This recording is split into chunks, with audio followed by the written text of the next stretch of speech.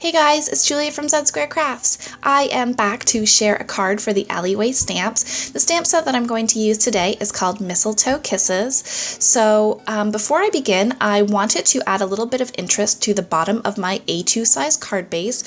So I grabbed a bowl from my kitchen. I chose this bowl because I liked how round it was, if that makes sense. I just thought that the roundness suited the size of the card, so that's why I chose this bowl in particular. And I'm just going to use a pencil to trace along the bottom. I've lined up the bowl with my grid mat so that it is fairly even along the bottom of my card base. If you had a round die, and you wanted to partially die cut this, or sometimes I know there's like half circle dies, you could definitely use that as well. I don't have either of those, so I decided to go old school.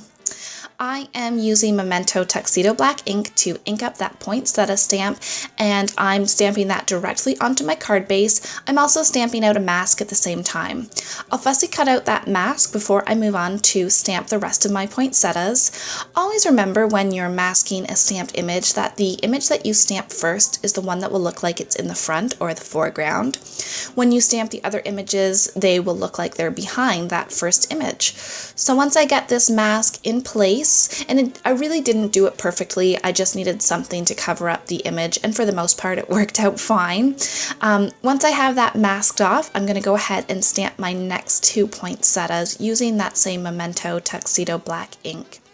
My third poinsettia unfortunately did not stamp perfectly, as you'll see here in a moment, but that's totally fine. These alleyway stamps are really awesome, especially for beginner stampers, because the lines are bold and clear. So if you stamp and it's not perfect, you can easily fill those in like I did with a black marker.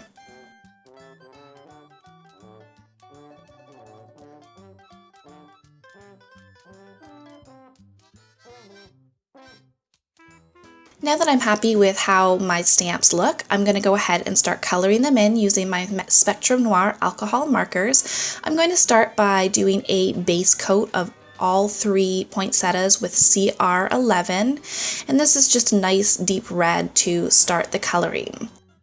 If I had thought ahead, I definitely would have checked for some reference pictures before I started coloring these. I think that in real life poinsettias have a lot more green on their leaves, so if you're going to replicate this card, or even if you're just going to use this image, you may want to check those out. This coloring didn't look exactly true to life, but I was happy enough with it anyways that I decided to proceed. Once I have my base layer down, you'll see that I had a little bit of red bleeding out from my images. That's very typical when you're using deep red colors. It's really easy to push that ink back in just using a colorless blender. If the colorless blender doesn't work, you can also use a white gel pen. So to add a little bit of dimension, I'm going to start with a darker red DR5, and I'm going to add that especially on the back leaves. You can see there's 4 in the front and 4 in the back. So I'm making sure to add extra dimension where those leaves are behind to add that shadowing. I felt like that still just wasn't enough, so I'm using a tip from the other Julia on the Alleyway Stamps team to add a little bit of green to these images. She did a card a few weeks ago where she showed using green as a great shadowing color when you're using reds. So I used that tip and I was very happy with the result. I also needed to color the little seeds in. In the end, you don't actually really see these, you'll see in a minute. But I needed to add something just to make sure that the image was fully colored in, because if there was any white peeking out, that would really show.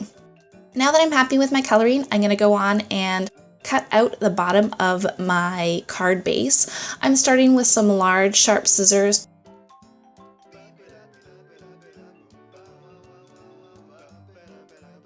And then I'll switch to some smaller Fisker scissors to cut around each of those poinsettias. This is a fairly simple card, but I wanted to make sure that there was enough interest on it and a little bit of extra detail just to make it special, because it is still a holiday card after all. I decided to leave a white border around the bottoms of my poinsettias, and the reason for that is just so that it's a little bit easier to cut out. I felt in the end that I really liked the way this looked, and I'm happy that I left that border because it really helps those poinsettias pop on the card.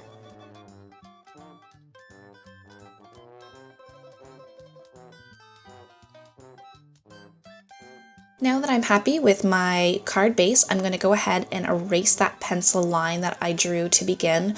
It was covered up mostly on the poinsettias by the markers, but you could still see it along the other side of the card base. To add a little bit of detail and also just to make sure that the card still stands up, I am using a piece of pattern paper. This is just a scrap of pattern paper from a card that I created a few weeks ago. And I'm positioning this piece of paper on the inside of my card base, and then I will close the flap so that it adheres down in the correct position. I find that this is the easiest way to attach details like this to make sure that they fit with the rest of the card. As you can see, that does not leave a pretty inside to the card. If that doesn't bother you, that's totally fine. For me, I like to finish the details a little bit more than that, so I'm just using a lighter weight white cardstock to finish the inside of the card. I'm using the same method there. I used my permanent tape runner to liberally cover that panel. I will position it on the inside of my card base and then close the flap, and it's adhered down. You can see that the recipient probably won't even notice that that piece of cardstock is in the inside of the card base. It really blends in nicely. So of course this card needs a greeting. I chose the Season's Greeting that came in the same Mistletoe Kisses stamp set, and I'm stamping that using Memento Tuxedo Black ink. I chose that ink just so that all of my black inks match. Now comes the fun part where I add some razzle dazzle and sparkle and shine to this holiday card. I'm going to start by using 3 of these tiny gemstones that come in this Bow Bunny double dot mocha enamel jewels stamps or enamel jewel set, and I'm going to use 3 of those tiny ones on the inside of each of the poinsettias just to make those pop a little bit. And then I felt like the card really needed something to pull it all together, so I used 3 of the larger size dots to pull everything together. You can see that I reached for this largest dot here, and I do attach it to my card. Before I finished the card though and took the picture, I changed that to a smaller one. I just felt like it just stood out way too much, so you'll see in the final pictures that that's actually a smaller dot there. Of course, I couldn't complete this card without using my Clear Wink of Stella pen, so I went ahead and applied that over each of the petals of my poinsettias to just add, you know, just a teensy bit of shimmer to the card. I find especially with holiday cards, it's so nice to go a little bit overboard with the sparkle and shine, because what other time of year can you do that? So that finishes the card for today. Thank you so much for tuning in. I hope that I've inspired you to use this awesome Mistletoe Kisses stamp set. I will be back again in a few days with another card share, and in the meantime, take care. Bye now.